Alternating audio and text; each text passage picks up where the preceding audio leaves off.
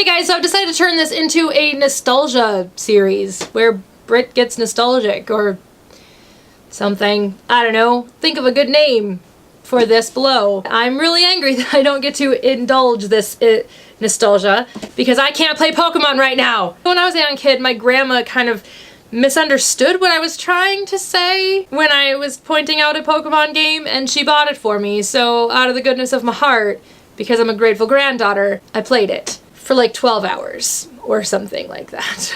I became immediately obsessed with Pokemon. And what made it even better was that it was at my grandma's house, and she had one of those like Super Nintendo games that you put the Game Boy cartridge in and you could play a Game Boy game on the big screen through the Super Nintendo. That's how I originally started playing Pokemon, and I actually didn't start playing Pokemon on the handheld until my parents bought me a Game Boy Color, because my dad had a Game Boy, but he never let me play it because he was afraid I was gonna break it. But I still played Donkey Kong on it every once in a while when he wasn't looking. In my very first version, I started with Charmander because I thought he was the cutest thing. I say as I have two lizards sitting in the room beside me. I still to this day love lizards, and especially lizards with flames coming out of their tails, because those exist in real life. But then there was this other Pokemon that I saw throughout the course of my time playing the game, and it became my favorite Pokemon ever, and it is still to this day my favorite Pokemon ever, Gyarados, because he's awesome. Gyarados has just, I don't know, like, he really stole my heart during the show, but we're gonna talk about the show when I actually start rewatching the show. Right now we're talking about the games. But Gyarados really stole my heart because I thought he was just the coolest looking thing on the face of the planet, and there's nothing cooler than a snake dragon who lives in the water. And I was also kind of amazed that he was considered a flying type, but can't learn any flying moves. Like, you can't fly. He can't learn fly. And why are you flying type Pokemon? You should be a dragon in water, because you learn dragon types. Come on, Nintendo! This obsession became one of the biggest obsessions of my life, which is why it cannot be contained into one specific video, and why I'm going to talk about each and every point of the obsession in different videos. I have played all the way through like Generation 3, and I haven't played any of Generation 4, and that is kind of where I want to ask you guys my first question, is which version of Generation 4 is the best? Pearl? Diamond?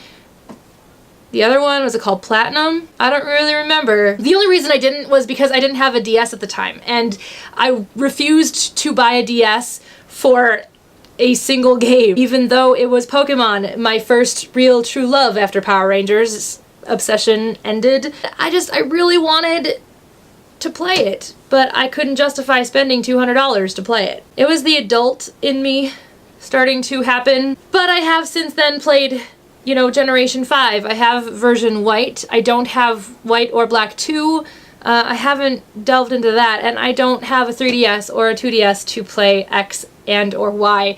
God knows, eventually I will have both, because I always eventually buy all of the versions. I have red and blue and yellow and gold and silver and crystal and sapphire and ruby, fire red. I don't have leaf green though yet, and I have black. No, I have white. That's the one. It's the one with the black Pokemon. Some of my favorite starter Pokemon. Bulbasaur is my favorite starter Pokemon, if only just for statistics. And I like Bulbasaur too, so that helps. But statistically, Bulbasaur is honestly the best starter Pokemon, as covered in a previous video that you can check out right here. So beyond all of that, when it came to Generation 2, Chikorita was the starter of choice, and that was mostly because my best friend at the time, Nikki, you know, the whole reason that I'm even doing these videos, essentially, not specifically, but she's the one who got me into anime, so that happened. Her plan was to get the other version. I was going to get it silver, and she was gonna get gold, and she was gonna get Cyndaquil, and I was gonna get Chikorita, and that was how it was gonna work, and we were gonna do that. And it was gonna work, and it was gonna be awesome. She never did it, so I ended up getting gold myself, and I want to say I did start with Cyndaquil in that one, but I didn't really like Totodile, so I don't know what it is about me and not liking starter Pokemon that are water types. That just didn't happen for me. I don't know why. So I think when I got Crystal, I started with Chikorita again, because I really liked Chikorita, so much so that at one point I actually drew and used up all of the dry erase-ness of my markers to draw a Chikorita on my whiteboard, and I had that sitting in my room for the longest time. I wish I would have taken a picture of it. I probably did at some point, but I don't know where that is anymore. When it came to Generation 3,